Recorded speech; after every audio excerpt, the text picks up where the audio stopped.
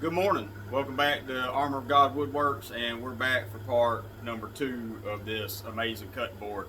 If you watched yesterday's episode, you know that we did the glue up, and we had, it turned out really awesome. The Titebond 3, it never ceases to amaze me. It's awesome. It did a perfect job putting this cutting board together. So this is what we ended up with. This is our color pattern, and I think it looks really cool. It looks like a fall type colors and everything, and it's going to be absolutely beautiful. This is the back side, and this is the front side. So what we're going to do today, we've unracked it, checked it for square, checked it for any imperfections and everything, and it looks like we're pretty good. We're going to be good enough to run it through the planer.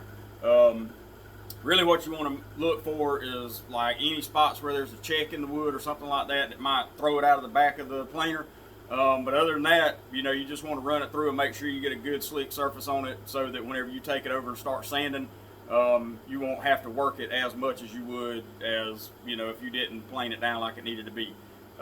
This is the Grizzly Geo 454Z 20-inch spiral head planer, and it's hooked up to our Grizzly dust collector. It's a two bag dust collector, 5 horse, does really good. It runs our whole shop. And so if you're looking for a really good dust collector, that Grizzly 2 bag is awesome. And this 20-inch Geo 454Z Grizzly planer is an absolute beast. We planed down cypress, heart pine, exotics, just about anything you could imagine. We've run it through this planer just to see what it would do, and it stands up to it. The most we've ever run through at one time, we ran through about 2,500 board feet of southern yellow pine. Most of it was 8 inches wide, some of it was 12 to 14 inches wide, and it was all 1 1/8 inch thick, and we had to take it down to 3/4. Just to let you know how hard we run this machine, and it would run nonstop, while we were planing that. And so, if you're looking for a really good planer at a really good price, I definitely recommend looking at Grizzly. Most of the tools we have in here are Grizzly. We got 3 of their table saws, this planer, a joiner, a lathe, the dust collector, a bandsaw. We've got just about everything that they've got, and they're really great. But anyways, we're not here to talk about that. We're here to talk about this right here. So what I'm going to do is I'm going to go ahead and get this thing planed down. It started out, it's about 1 inch, 1 1/16 thick. I'm going to set the planer at 1 inch, mow it a little bit, flip it over, get the other side, and make sure I'm working with 2 flat surfaces, and then I can go through and start sizing it the way I want to. I want to get it down to about 13/16 or 7/8, somewhere around there. It just kind of depends on how this other side works out, because some of my boards were thinner than others, and so you got to get down to that thinnest point. So that's what we're going to do right now. So put your earplugs in. It might get loud. We're fixing to turn it all on.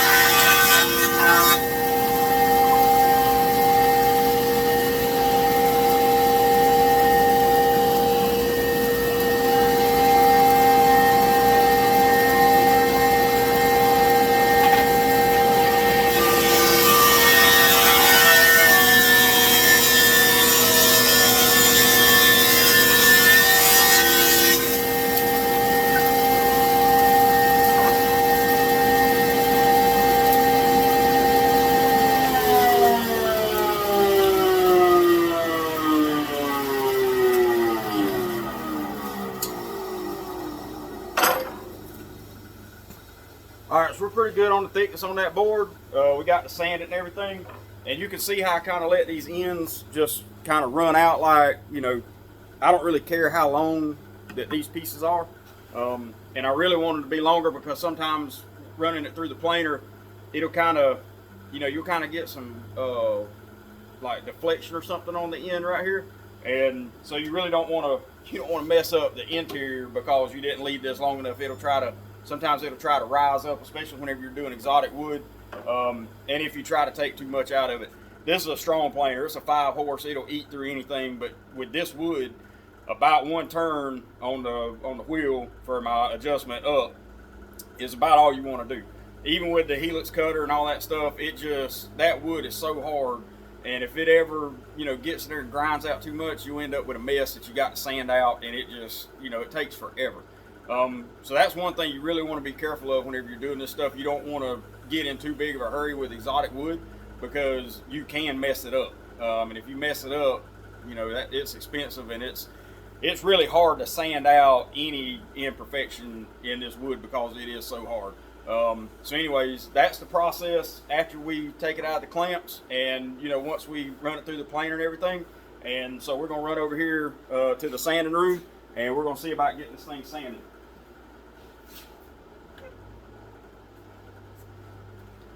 All right, so I got everything turned on in the sanding room, and we're just gonna take a little trip through the shop.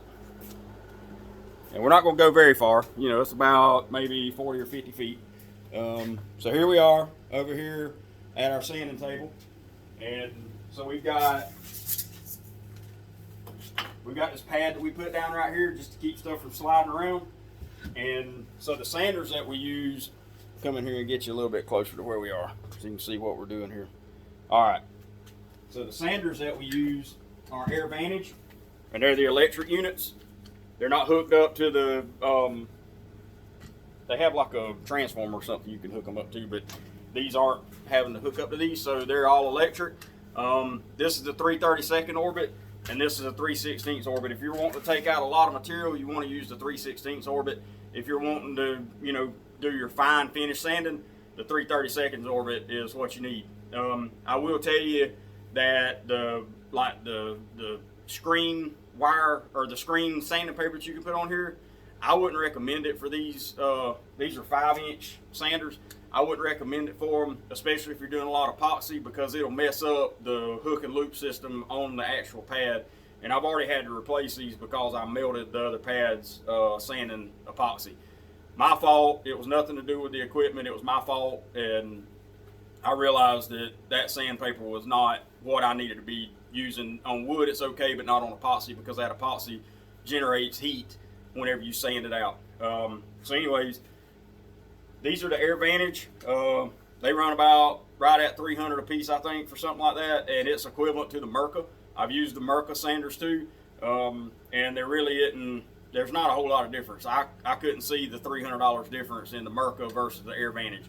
There may be over a period of time, but the way I figure it, I got two for the price of one, and you know, if they last half the time, I still got half the money invested, and I still got a really good sander that turns out an excellent product. And I've never been, you know, dissatisfied with anything that these sanders could do.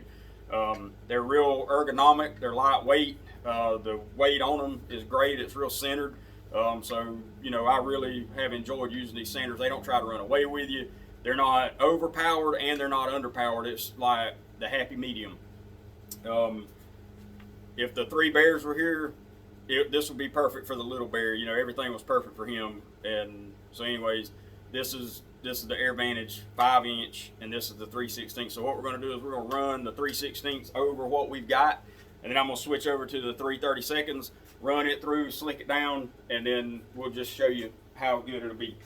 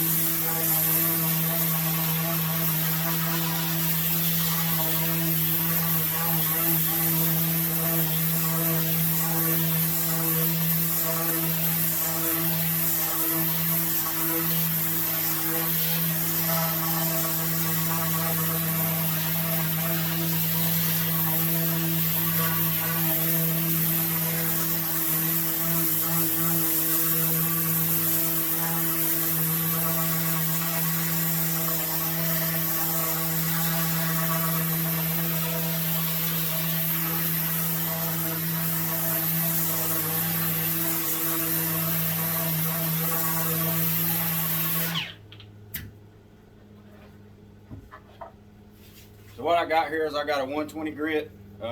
It's a Duragold sandpaper hook and loop, and we're just kind of, you know, I don't want to get down to an 80 grit. I like to start at 120 because I don't get as many swirls, and it does just the right amount of work for what we're doing. If you ever get a swirl in this exotic wood, it's almost impossible to get it out. It's very difficult. So you want to save as much time as you can doing these exotic wood projects because, you know, the more time you spend on them, you're not really going to equal out with what you're charging for your product. So you just want to make sure that everything you do is efficient and that it's not causing you problems later on down the road. So let's get this other side done.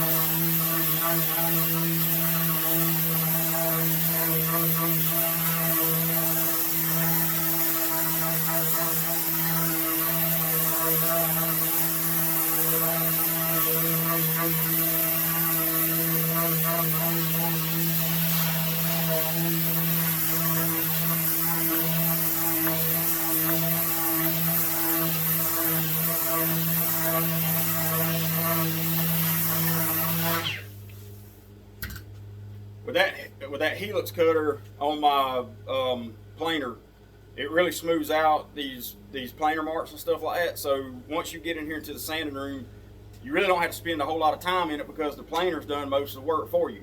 I've got a huge drum sander there that I can run this through, but it'll scratch it, and you know, we don't use that drum sander for doing what we're doing.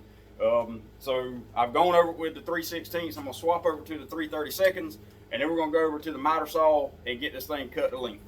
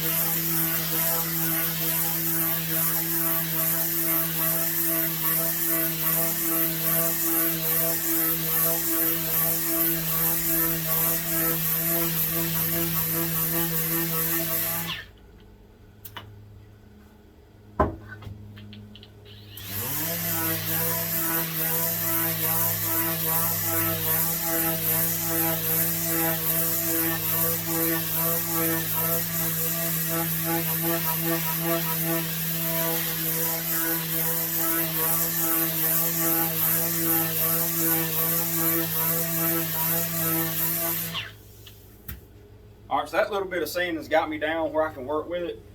I'm sure some of y'all were freaking out because I was going across the grain like this. But whenever you're doing a glue up like what I'm doing and just doing preliminary sanding, it doesn't really matter the way that I'm doing that, because what I'm checking for is I'm checking for any imperfection across where I'm laminated together. As you can see, there's a lot of pieces on this thing. I want to make sure that I'm going across because I can feel if it's kind of, you know, like this. I can feel it. So that's why I always sand across it like this right here. And once I swap over to that 3/32 orbit, it's not going to scratch it. I'm not concerned about it at all. But I do want to make sure that, you know, whenever I find that imperfection, I know where it's at, and then I can come back and kind of work on that spot and not mess up the rest of my board. So now we're going to walk back across the shop over to my miter saw. See my Punisher skull? Look at that. Punisher skull right there. That's what it's all about, man. Make it right, make it better, and, you know, just make sure you're giving people what they want. So right here, the DeWalt 12-inch sliding compound, dual compound miter saw. This is a new one. I actually burned our other one up a couple weeks ago, so had to go and get a replacement. Let me see if I can get this around on the other side.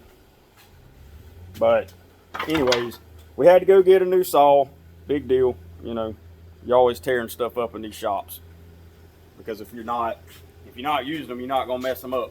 But anyways, this is a DeWalt 12-inch dual compound miter saw, and I'm just gonna cut this thing down to size. Now you can see my maple is a good bit shorter than the rest of this other wood, so I'm gonna cut it right along that line, flip it over, cut it on the other line, and then we'll be good to go, and you'll be able to see what this board's gonna look like as a finished product.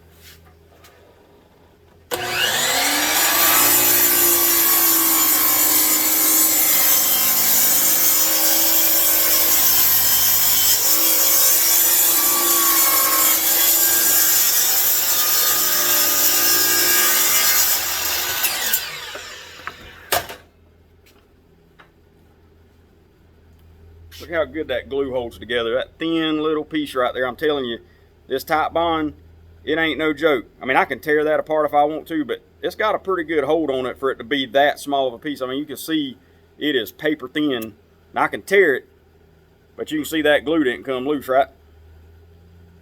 So if you're looking for the right stuff, Titebond 3 is the right stuff. So we're gonna flip it over. I know what my length is because I know how long these maple pieces are. They're about 19 inches, so I'm gonna end up with about 18 3/4 at the end of the, you know, whenever I get done with it and everything. So I'm gonna go ahead and rip this side off and show you what it'll look like.